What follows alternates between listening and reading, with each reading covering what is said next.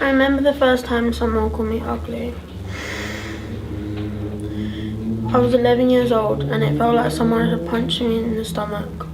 I never knew a silly word could have such an impact on me. I was a very quiet kid in school, which made me an easy target for bullies.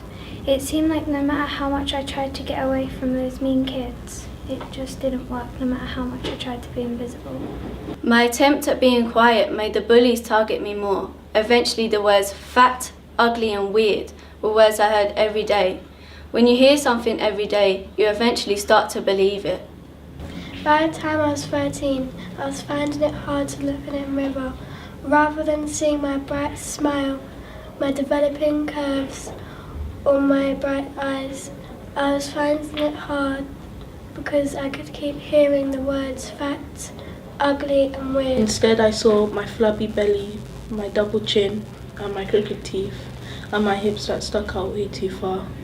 I wanted to look like the popular girls at school that all the boys liked, the skinny pretty girls on TV. They were happy, right? Food became my worst enemy. I felt guilty every time I ate a burger, every snack I had. By the time I was 14, I stopped eating my lunch and dinner whenever I could. If I had to eat, I would make myself sick to get rid of the food. I thought I had to hide how I felt from my mum and sister. As my weight came off, I didn't feel as happy as I thought I would be. Those mean thoughts were still floating in my head. It turns out my weight didn't need to change, but the way I saw myself. I knew something was wrong when I started needing to go to the school nurse all the time because I felt so dizzy in the morning math class. I was bruising like a peach. I felt weak and tired all the time. I needed to make a change. I was tired of feeling anger at myself for eating my favourite foods and tired of having to sneak around my family and friends' backs and the gross taste in my mouth after being sick. When I was 16, I worked up the courage to tell my older sister about my eating habits. The relief I felt was like a breath of fresh air. She gave me a big hug and begged me to get the help that I needed.